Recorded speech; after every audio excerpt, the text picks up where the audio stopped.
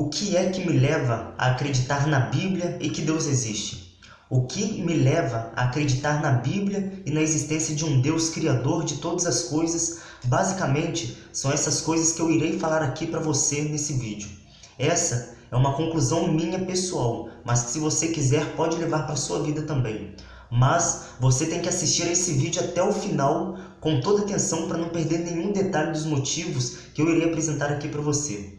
O primeiro motivo que me leva a crer na palavra de Deus e na existência dele é o fato de possuirmos a própria Bíblia. Calma. Não é o fato de termos a Bíblia em si, em mãos, que eu acredito nela não. Mas sim no fato de que temos em mãos um livro que circula há mais de 2000 anos. Isso, todo o conjunto das Escrituras Sagradas, não somente o judaico não, mas além do judaico, o cristão também. Esse seria o primeiro fato que me leva a acreditar na Bíblia e na existência de Deus.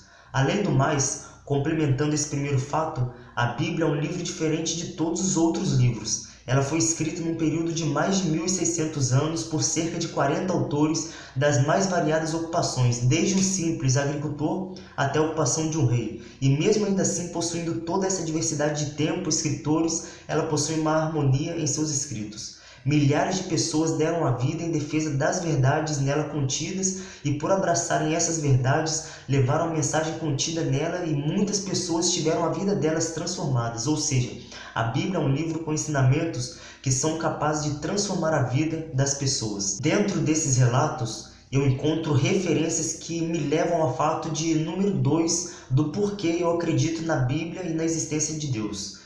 Eu encontro nos evangelhos o relato da existência e da vida de Jesus Cristo, considerado por nós cristãos como Filho de Deus. Acreditamos nisso, que Jesus é o Filho de Deus, pelo fato de que as profecias relacionadas ao Messias se cumpriram nele.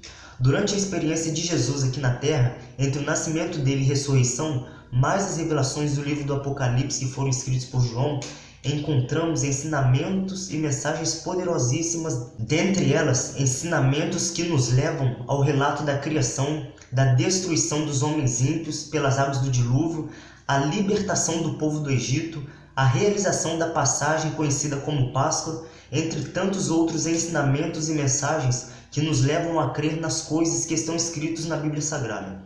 E tudo isso que Jesus fez não foi realizado somente com palavras não, mas também foi acompanhado por obras maravilhosas através do poder dele realizando prodígios e sinais. Jesus Cristo foi o maior homem de todas as eras. É inegável a existência dele. Mas isso ainda não prova nada. Talvez esse possa ser a sua afirmação no seu pensamento nesse momento. Tá bom então, vamos para o ponto 3. Vamos para o fato de número 3 das coisas que me levam a acreditar na Bíblia e na existência de Deus. Além de toda a literatura bíblica que nós temos em mãos nos dias de hoje, nós, a sociedade, possuímos fontes extra-bíblicas que nos trazem relatos a respeito de acontecimentos ocorridos nos tempos bíblicos que fazem referência aos acontecimentos das histórias narradas na Bíblia. Um exemplo disso é a respeito de uma literatura antiga escrita por Flávio Joséfo, um historiador judeu que traz em seus relatos informações que aconteceram nos anos próximos, que antecederam a vida dele, um século antes. E esses relatos testemunham especialmente a respeito dos atos de Jesus e dos apóstolos.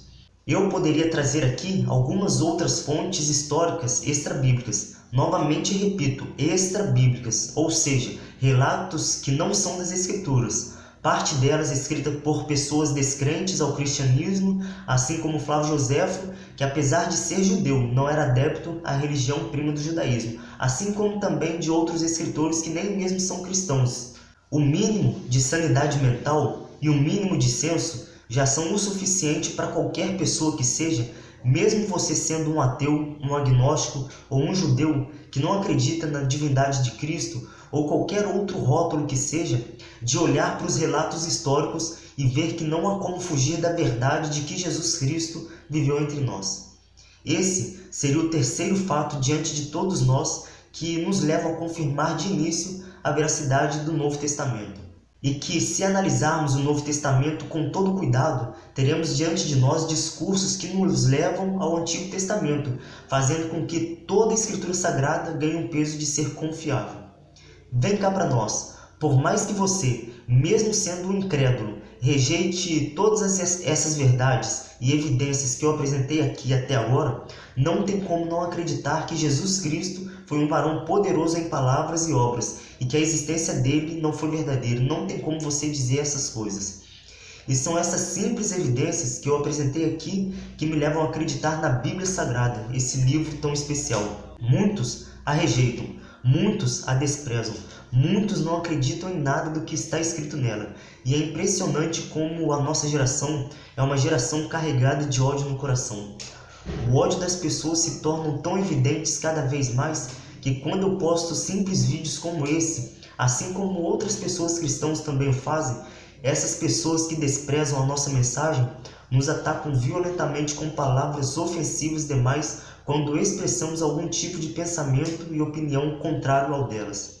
É muito triste ver essa raiva que as pessoas possuem de um livro que contém as palavras de alguém que as ama tanto, palavras que nos trazem orientações, conselhos e alertas quanto à nossa conduta de vida, para que nós venhamos alcançar a vida eterna e ter também qualidade de vida aqui nessa terra.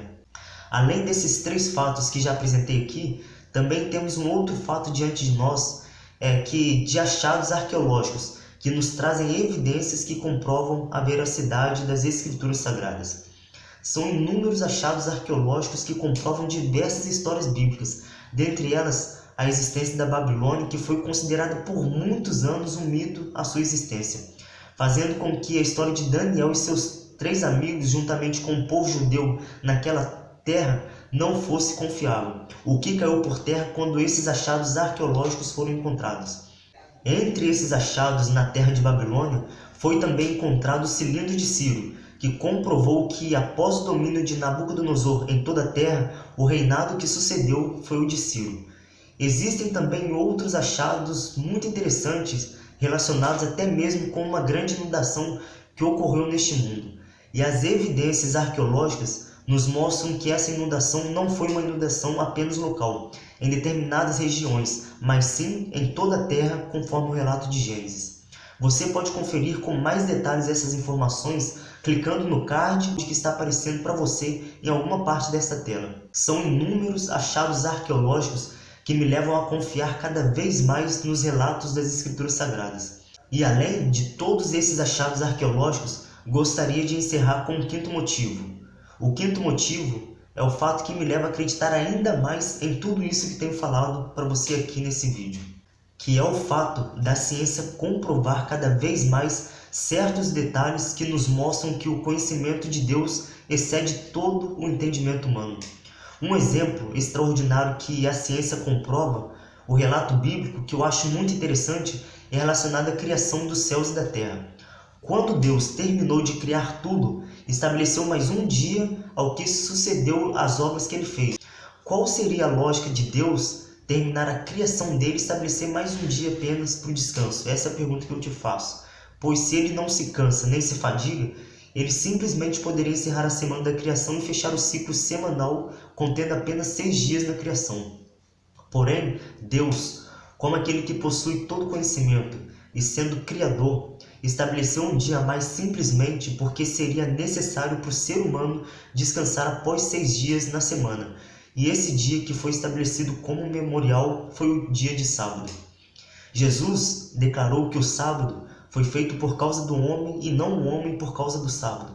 Ou seja, com essa fala, Jesus declara que o dia sabático é importante para o homem em geral, todas as pessoas, e não somente para o judeu em si. Mas enfim, agora eu te pergunto, por que Deus estabeleceu isso? Por que Deus estabeleceu esse dia de descanso? Algumas descobertas através de alguns estudos científicos descobriram que o nosso corpo possui um ciclo circasseptano, onde a cada 7 dias o nosso corpo passa por uma mudança. As informações que podem ser encontradas nestes estudos apontam fortemente para nos comprovar o real motivo e a lógica do porquê Deus estabeleceu esse dia como um dia de descanso. Porque nós, Não somos uma máquina, esse seria um dos maiores motivos. E que nós necessitamos de um descanso semanal. E que nesse dia tão especial, o dia do Memorial da Criação, remetemos a uma adoração exclusiva ao nosso Deus, mais ainda do que já fazemos durante toda a semana. Tudo isso que tenho apresentado para você aqui neste vídeo, a literatura judaico-cristã, a existência de Jesus, tudo o que ele fez e falou, as fontes extra-bíblicas, as evidências arqueológicas e a verdadeira ciência são fatos que me levam a acreditar na Bíblia e que, consequentemente, me levam a acreditar na existência de um Deus que deseja o melhor para mim e para você. A minha fé não é uma fé cega, é uma fé racional. É uma fé onde eu pergunto o porquê, onde eu me questiono das coisas, do porquê que eu acredito nisso e não naquilo. A minha fé não é uma fé à toa, assim como muitos cristãos fazem em suas vidas, de acreditar cegamente no que os seus líderes religiosos dizem para ele e eles não vão ao menos nem sequer conferir nas escrituras sagradas se aquilo realmente é se aquilo que o líder dela ensina para ela realmente é o que está nas escrituras sagradas. Que nós sejamos como os cristãos de Bereia, que examinavam as escrituras mesmo quando Paulo ensinava para elas. Assim eles eram considerados mais valorosos do que os cristãos da cidade vizinha. Que nós possamos ser assim em nossas vidas também. Ser um cristão não com uma fé cega, mas sim com uma fé racional que questiona do porquê acredita nisso, nessas coisas que você acredita. Se você gostou desse conteúdo, curta, comente e compartilhe com seus amigos e com as suas amigas. Meu nome é Whindersson Rabelo, um grande abraço e até a próxima.